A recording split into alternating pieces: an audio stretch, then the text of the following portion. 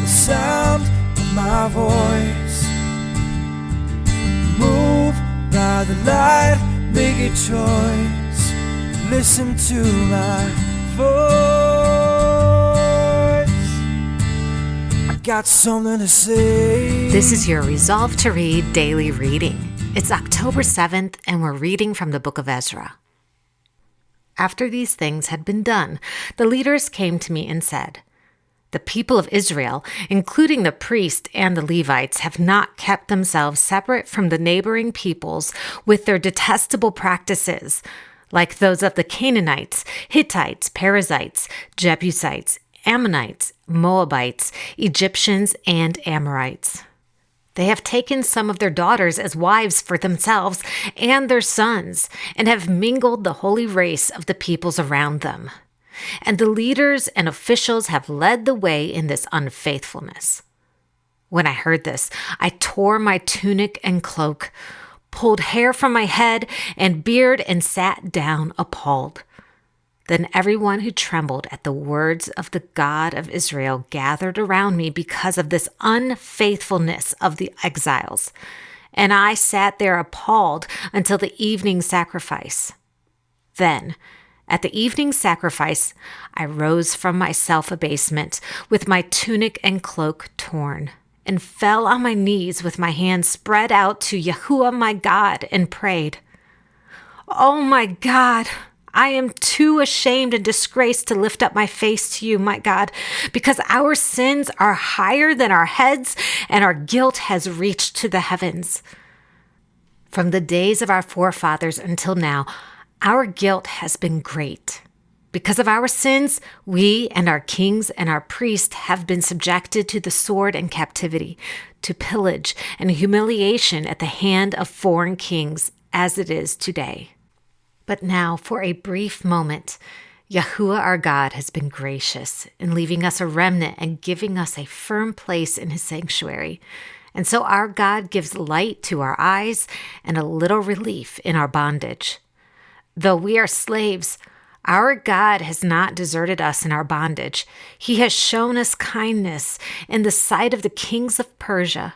He has granted us new life to rebuild the house of our God and repair its ruins, and he has given us a wall of protection in Judah and Jerusalem. But now, O our God, what can we say after this? For we have disregarded the commands you gave us through your servants the prophets when you said, 'The land you are entering to possess is a land polluted by the corruption of its peoples. By their detestable practices, they have filled it with their iniquity from one end to the other. Therefore, do not give your daughters in marriage to their sons or take their daughters for your sons. Do not seek a treaty of friendship with them at any time, that you may be strong and eat the good things of the land and leave it to your children as an everlasting inheritance. What has happened to us is a result of our evil deeds and our great guilt. And yet, our God, you have punished us less than our sins have deserved and have given us a remnant like this. Shall we again break your commands and intermarry with the peoples who commit such detestable practices? Would you not be angry enough with us to destroy us, leaving us no remnant or survivor? O Yahuwah, God of Israel, you are righteous. We are left this day as a remnant. Here we are before you in our guilt, though because of it, not one of us can stand in your presence." While Ezra was praying and confessing, weeping, and throwing himself down before the house of God, a large crowd of Israelites, men, women, and children, gathered around him. They too wept bitterly. Then Shechaniah, son of Jehiel, one of the descendants of Elam, said to Ezra, "We have been unfaithful to our God by marrying foreign women from the peoples around us, but in spite of this, there is still hope for Israel. Now let us make a covenant before our God to send away all these women and their children in accordance with the counsel of my Lord and of those who fear the commands of our God. Let it be done according to the law. Rise up. This matter is in your hands. We will support you, so take courage and do it." So Ezra rose up and put the leading priests and Levites and all Israel under oath to do what had been suggested, and they took the oath. Then Ezra withdrew from before the house of God and went to the room of Jehohanan, son of Eliashib. While he was there, he ate no food and drank no water, because he continued to mourn over the unfaithfulness of the exiles. A proclamation was then issued throughout Judah and Jerusalem for all the exiles to assemble in Jerusalem. Anyone who failed to appear within 3 days would forfeit all his property in accordance with the decision of the officials and elders, and would himself be expelled from the assembly of the exiles. Within the 3 days, all the men of Judah and Benjamin had gathered in Jerusalem, and on the 20th day of the 9th month, all the people were sitting in the square before the house of God, greatly distressed by the occasion and because of the rain. Then Ezra the priest stood up and said to them, "You have been unfaithful. You have married foreign women, adding to Israel's guilt. Now make confession to Yahuwah, the God of your fathers, and do his will. Separate yourselves from the peoples around you and from your foreign wives."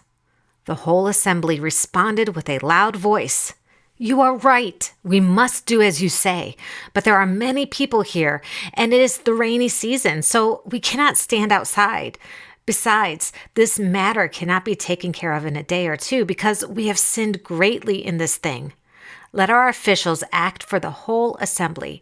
Then let everyone in our towns who has married a foreign woman come at a set time, along with the elders and judges of each town, until the fierce anger of our God in this matter is turned away from us." Only Jonathan, son of Ashahel, and Jahaziah, son of Tikvah, supported by Meshullam and Shabbatai the Levite, opposed this. So the exiles did what was proposed. Ezra the priest selected men who were family heads, one from each family division, and all of them designated by name. On the first day of the 10th month, they sat down to investigate the cases, and by the first day of the first month, they finished dealing with all the men who had married foreign women. Among the descendants of the priest, the following had married foreign women. From the descendants of Yeshua, son of Jozadak, and his brothers, Messiah, Eleazar, Jarib, and Gedaliah. They all gave their hands in pledge to put away their wives, and for their guilt they each presented a ram from the flock as a guilt offering. From the descendants of Immer, Hanani and Zebediah. From the descendants of Harim, Messiah, Elijah, Shemaiah, Jehiel, and Uzziah. From the descendants of Pashur, Elionai, Messiah, Ishmael, Nethanel, Jozabad, and Elasah. Among the Levites, Jozabad, Shimei, Keliah, that is, Kelita, Pethilahiah, Judah, and Eleazar. From the singers, Eliashib. From the gatekeepers, Shallum, Telem, and Uri. From the other Israelites, from the descendants of Parosh, Ramiah, Isaiah, Malchijah, Miljamin, Eleazar, Malchijah, and Benaniah. From the descendants of Elam, Mattaniah, Zechariah, Jehiel, Abdai, Jeremoth, and Elijah. From the descendants of Zatu, Elionai, Eliashib, Mattaniah, Jeremoth, Zabad, and Aziza. From the descendants of Bebai, Jehohanan, Hananiah, Zabai, and Athalai. From the descendants of Bani, Meshullam, Maluk, Adiah, Jashub, Sheal, and Jeremoth.